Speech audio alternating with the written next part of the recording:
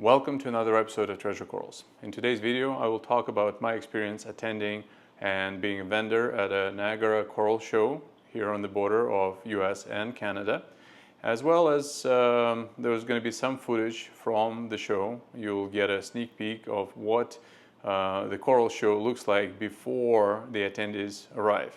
It was supposed to be a full video, but it was such a long and tiring day that towards the end of it, with the raffle, there was just no time and no good audio opportunities for me to go around the vendors.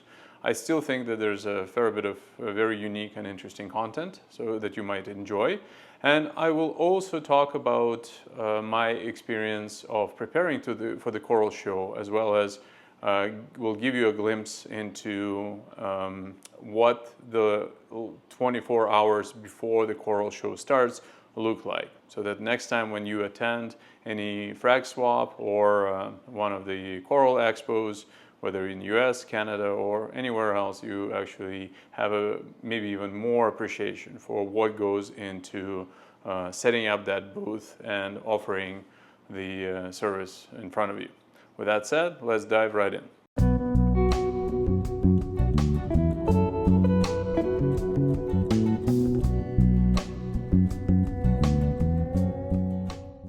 First of all, I want to say that it is extremely rewarding to get to see people that follow this YouTube channel that do come up and say that they've learned something from either my experience or from many aquarists that I interview in their aquariums.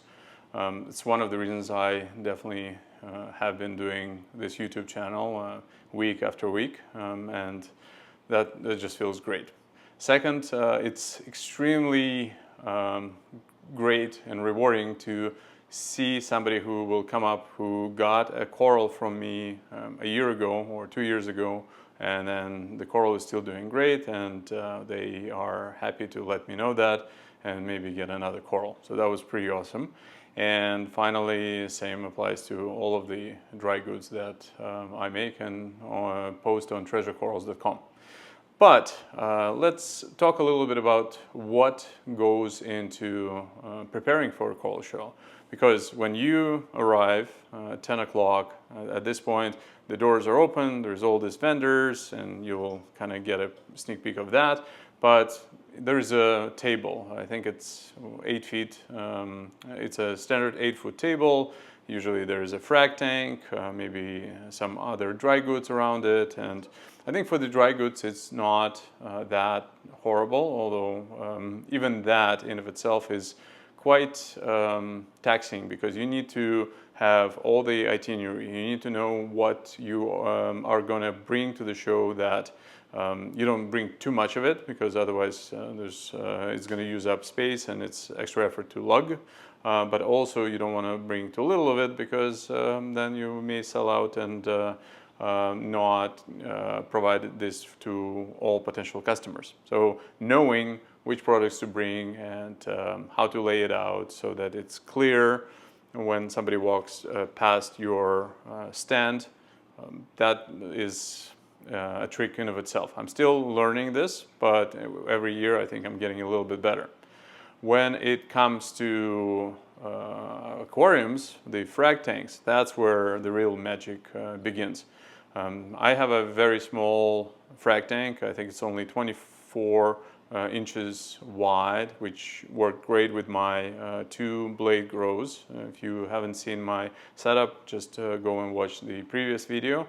I've been extremely happy with this particular setup, and I think going forward this would be my weapon of choice. The blades are so thin and they're really inconspicuous, and they're quite high. They have a good spread, so you can actually see the frags quite well. I still find that I could do better, because at a certain point I've had a few folks come up and they were just kind of using their hands to shield from the light to see the coral. I'm not sure what was the reason, but several people did that. So I'll have to analyze that and see if I can kind of do that better somehow. Also controlling the running water level and the flow, the current, I think this is something where I'll be able to tweak this a little bit more. But you've got the frag tank, and that particular frag tank, because it's so tiny, it has, let's say, about 5 gallons of water, maybe 6 gallons of water. And yet, when I arrive to the coral show, I usually take at least 3 buckets with me. So you have 15 gallons of water. Why? Because when you sell corals, you obviously pack it with your water, and then you give it, and then you have to always top it off. So I have at least bucket always open and aside that I top off with the water from the tank, which is great. I think it's also a challenge for the whole tank to last from the beginning of the day to the end of the day. And if you walk around towards the end of the day, you'll see that a lot of tanks start to get a little bit cloudy because you've got all this coral. They're in a different environment, different flow, different lighting. Sometimes it's much harsher lighting for them. And I think that you don't have a skimmer, you don't have proper filtration, so it's a problem. It's something that I'd like to work a little bit more on, but at the same time, I think I did quite well with the setup. I think it looked pretty good even towards the end of the show. But how do you even know which corals to bring? It's kind of the same thing as with the dry goods. You need to plan in advance. You have to take a guess on which corals are going to be the most popular, which are not going to use up too much space. So for example, this year I found that torches were obviously very hot. Forest fire digitata was super hot. Everybody was getting it. The bonsai, green slimers are usually, they go really fast. But I'm so surprised, but the hammers, for example, weren't doing as well as the year before. So every year there's a few corals that are a lot more popular, and the rest maybe not so much. So you don't want to be bringing those corals because it kind of is not a great feeling to be packing up all these corals back and bringing them over. Having said that, I think I've perfected my approach, at least, where I have those plates. I'll be doing a special video on that, but this is a system that I devised. It's called Frag Rack Revolution, and you can actually see it on the website treasurecorals.com. It's a modular way to connect those plates. So you have a module that interconnects, so those squares.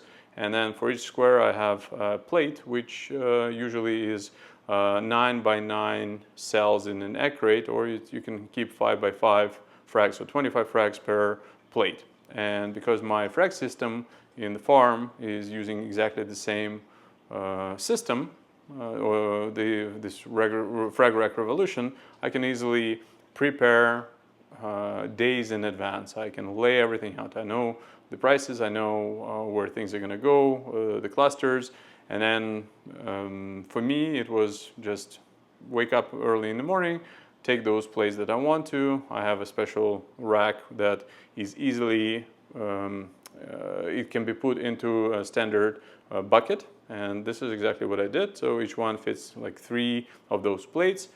I load up those buckets, place them in my car, and then drive over, and then it's pretty easy to set up.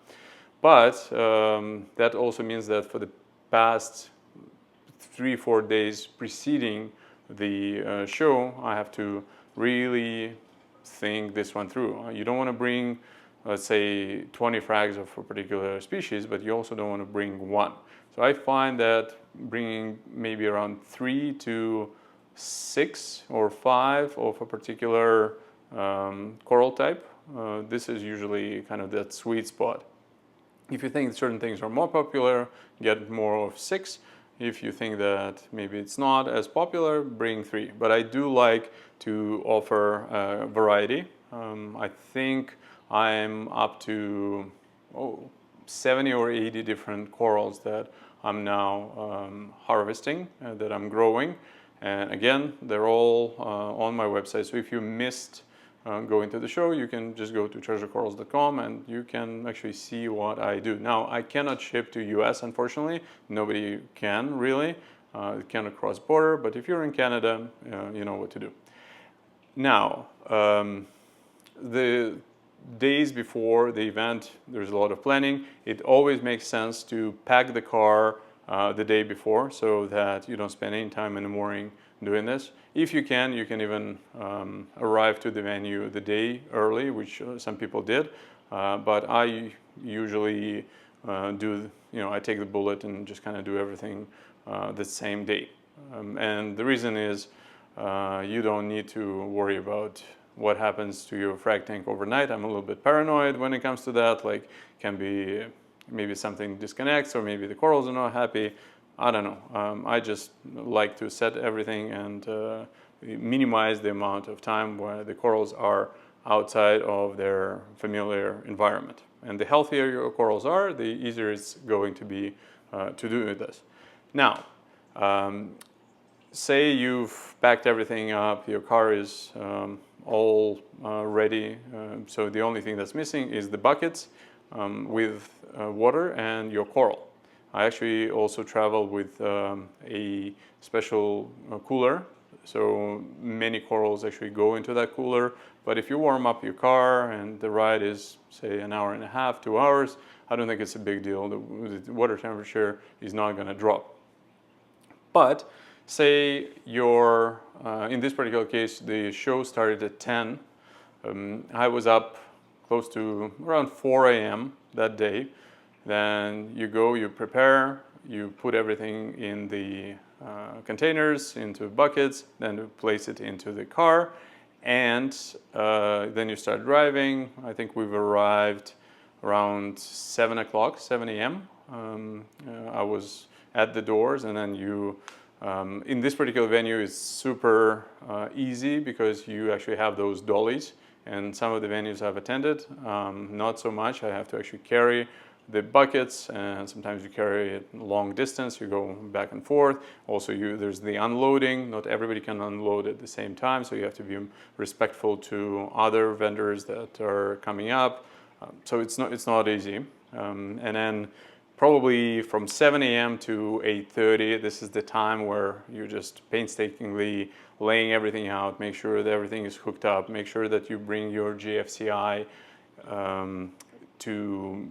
so that you don't get electrocuted, because you'll have your hands in the water all the time.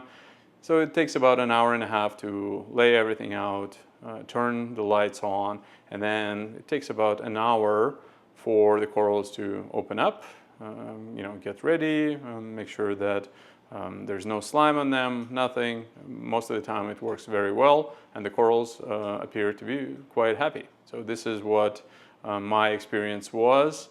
And then I did, the last half hour before the show opened, I took my camera and I walked around and I interviewed a few folks, and this is what you will get a preview of.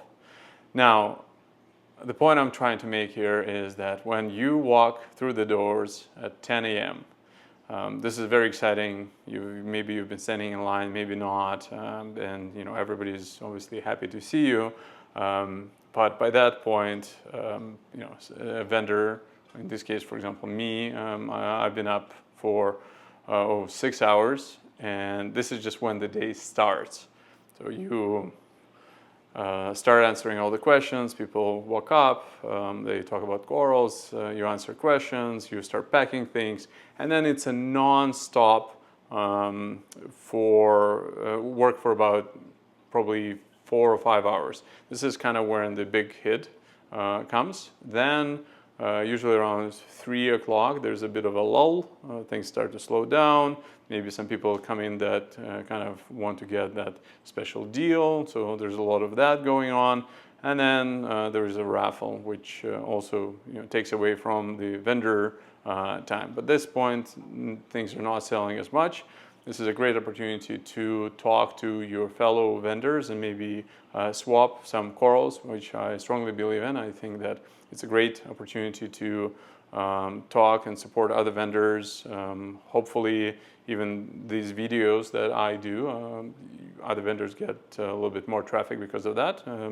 And I'm a strong believer in helping everybody in the community. I think that's very, very important. And the goodwill and support and taking care of the animals mutually, I think this is just paramount.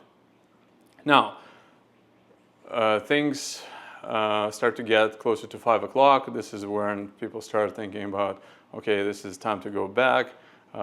Things really slow down. You almost hit a wall. Maybe there's a couple of sales here and there, but most of the folks are not really doing anything. And at this point, people start to get the water out. You get the corals. Hopefully, there's not that many corals that you're bringing back. But again, this is exactly the challenge that I was talking about.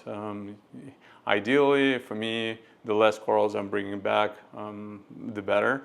But most of the time you do end up bringing a fair bit of coral back, which is also means that you don't want to cut any corners. You want to make sure that those corals are healthy and they are as pampered on the way back as they were on the way over there. So pack everything up. Hope that there'll be space for you in the back loading dock to get everything into the car. And then this is probably the first time when you've sat down because you've been standing all day. Maybe this is the first time when you can have a tea or coffee or a sandwich on the way back. And then you drive another, say, 2 hours home. And the last thing you want to be doing is spending more time with coral, but that's not the case. Now you have to unload everything, carry those things into the house, put them in the right places. You need to bring all the coral in the right places as well. This is not easy, but that's what happens. I hope that this gives you a real glimpse, an understanding of what really goes behind this. I've attended so many coral shows before I became a vendor myself, and you don't really think about it. All you think about is, okay, which corals I want to get, maybe make sure that you get a good selection, good healthy coral, maybe you want to get a good deal, but really appreciating what's happening on the other side, I think it's important for everybody, for all those vendors. With that said, let's take a look at the video from the coral show. I really enjoyed it. Thank you to Rob for organizing it. I had fun. It was amazing opportunity to meet everyone and to also get to touch base with many of my friends who are vendors. It was great, and I hope you enjoy this particular set of the video. And if you have any questions or suggestions, just write them in the comments below. So let's take a look at the second part. We are now at the Coral Show, which is happening at Niagara Falls, right on the border between US and Canada. You are getting a little sneak preview of all the vendors setting things up, and some of them have been here since yesterday. So for example, this Candy Corals has been set up yesterday, which is a smart way to do it. I had to wake up at 4 o'clock in the morning, and while most of the stuff was pre-packed, the corals need to be moved that same instance. Took only 30 minutes to pack all the corals, and then about an hour and a half of driving over to Niagara, and at least 2 hours to set everything up. So right now I just want to show you a quick preview of all the vendors and what goes into the final hour before the doors. These doors are open to the public, and folks just start rushing in. I'm biased, so I'm going to start with my stand first, which I think gets better every year. Obviously, there is aquaticlog.com. This is the app that I make. I need to do a much better job at this poster, but this poster harkens back, I think, 5 or 6 years, and I haven't changed it yet. And this is me right there. But more importantly, you've got all these corals. I already shot a video yesterday about this. Basically everything that you saw in the farm. I really like this frag tank and the blades. This is definitely an awesome way to display all the corals. You can see how high the stand goes, so there is an unobstructed view of all the corals. and people can just kind of look around and pick whatever they want. Now, there's also all this 3D printed stuff that I make. One of the most popular items here is the tweezers. These tweezers sell out like hotcakes every single show. So people love them, they don't rust, and they float. And then there is the modular frag rack, there's frag legs, there is all the visors for all the lights, Radeon, Hydra, Prime, Blade, you name it. So just blocks off all the light. I'm also dabbling with some photography, so I'm gonna try and sell my print over here and also all the caddies. Now, if you haven't come to the show, you can still go to treasurecorals.com and get pretty much everything that you see here. Shipping, dry goods ship internationally, no problemo. But enough about me, and let's actually talk about all other awesome vendors, my colleagues that have come to the show. I think we've got, what do you think? We're gonna get some good traffic today from all over US and Canada? Well, let's hope so. The Let's weather hope so. is nice. Yes. Lots of good vendors in here. And Yeah. everything colorful, nicely set up. So yeah, Okay, you're excited, eh? I am. Perfect. Okay, let's hope that you are right. So let's start with kind of the best looking coral stand, I think, in all of the show. The candy corals, they never disappoint. There is no expenses, there's no corners cut, and everything looks super expensive. Now, you've got tons of torches. I kind of really like some of the stuff Afnan has been growing and importing. This is as high-end as you can get for torches. I don't know any of the names. I think some of them will be banana and tiger tail or whatever. But yeah, that looks pretty awesome. And I do like the Reef Brights, how they show off the corals, but I honestly am now more partial towards the blades. I think blades are kind of my preferred way of doing it going forward. And some more trackies and some LPS. People love LPS, so this is smart thing to do when it comes to hosting a show at the border, because I think for LPS and softies you can cross them border-wise. Who else have we got here? We've got Ultra LPS corals, which I think the name speaks for itself. This is pretty awesome.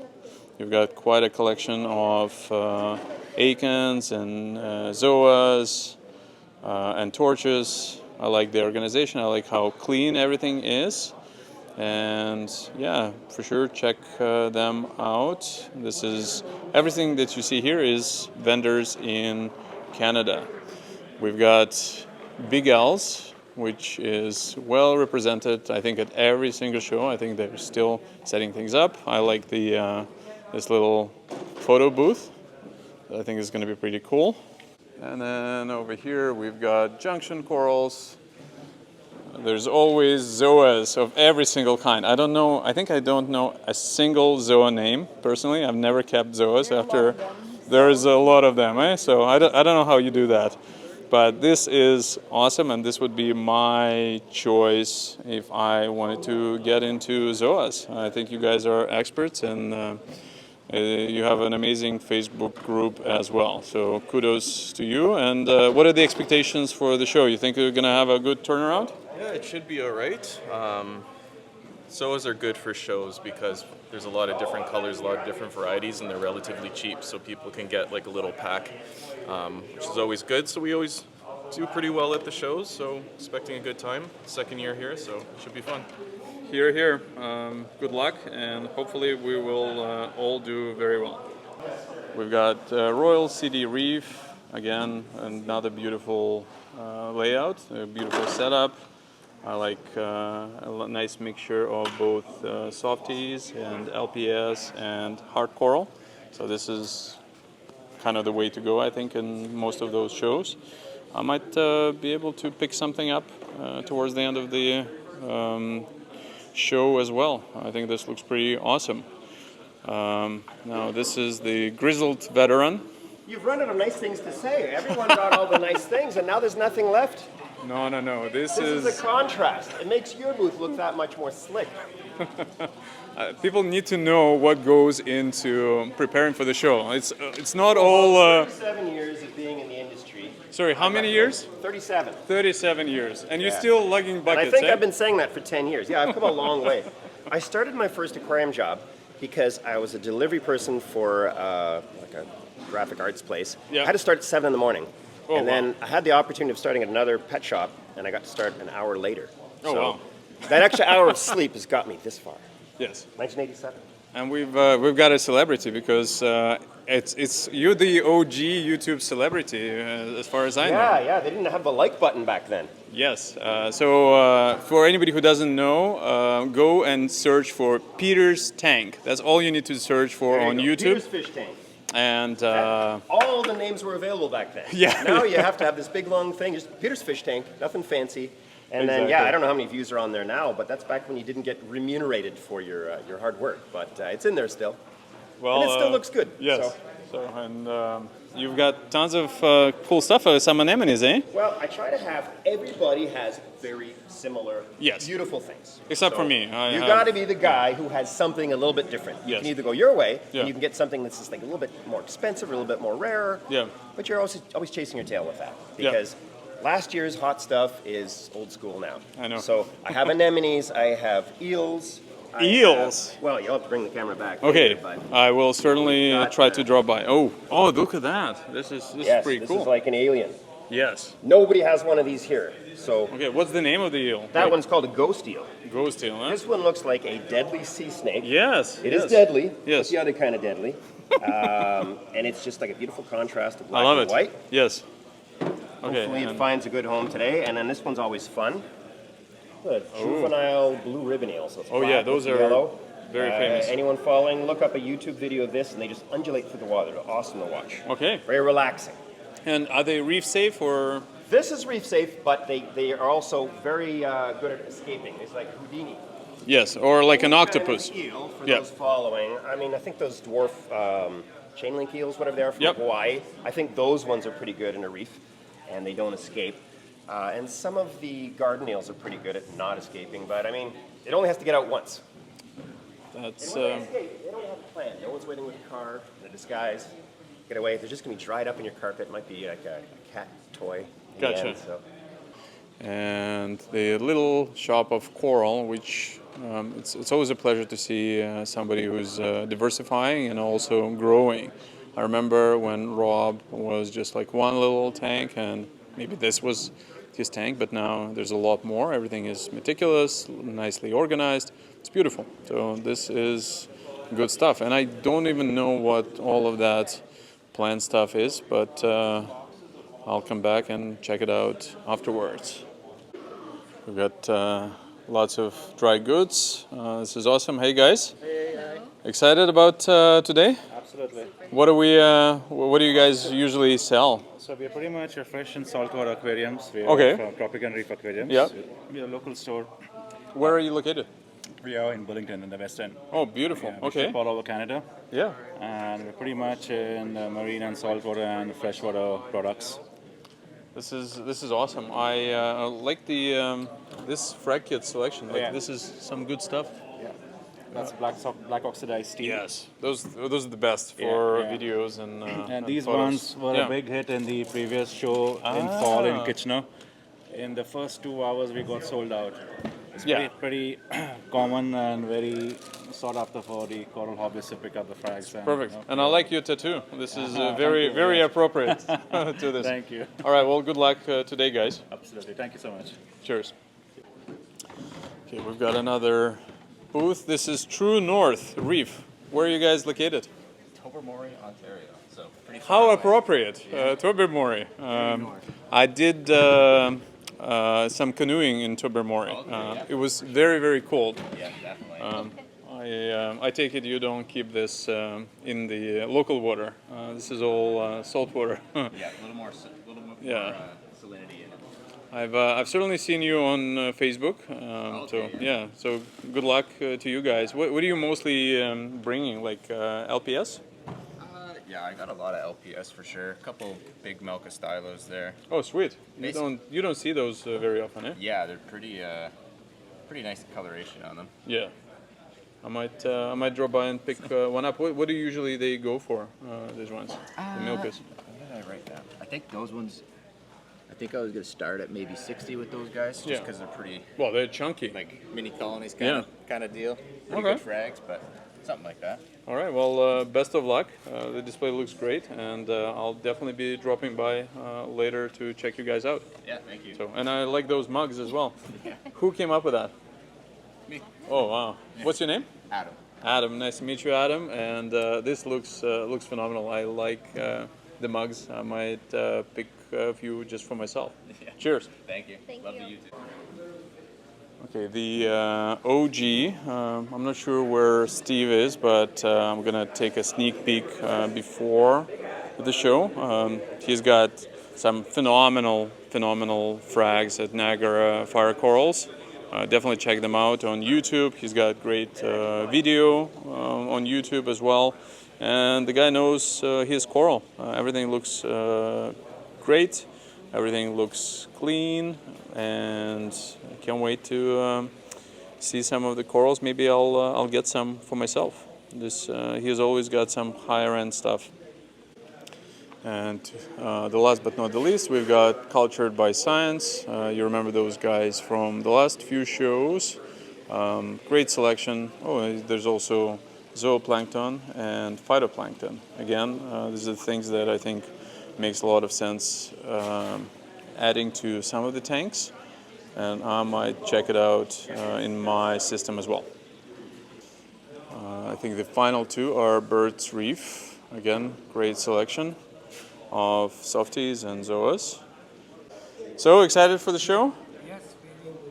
What are you bringing to the show this year? I got everything mixed. Like I got 5 years. Oh yeah, you got spicy lemon, you got the war coral. Blasto, a little bit Blasto. blasto. Ghanies. Yeah, this looks pretty good. Akins.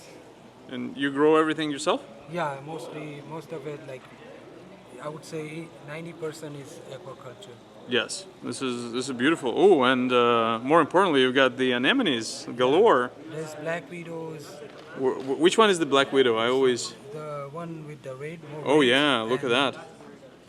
What do they go for? What are you selling them for? They go depend on the size. Yeah. So they're from smaller to like mother colony size or medium size. Yep. Extra large. They go from 100 to 200. Yeah, well, this is black widow. This is legit high-end stuff. And what are the orange ones, or the kind of the yellow-orange ones? What are those? They're just orange, I would call it, but there could be a name. I think they're more look like sunburst. Oh, sunburst, eh? Yeah. So similar to that, eh? Yeah. That's pretty cool. Well, I might pick up a couple of anemones just for my own tank, so Yeah, I this never is- had those two. Yeah, this been aquaculture for a long time. So Beautiful. It came from the same mother. Looks great, and good luck with the show. Thank you, thank you. I hope you have enjoyed today's video. It was not easy to be standing for 14 hours and answering everybody's questions and packing, but I'm glad I was able to shoot at least partially the coral show. Next time I'll try to do even better, and I'll make sure to keep all of my viewers up to date on any of the upcoming coral shows that are happening in Ontario, Canada. If you are interested in any of the corals that I was selling, you can still go to treasurecorals.com and check it out, as well as all of the dry goods that I make. Thank you very much for watching, and I will see you next week.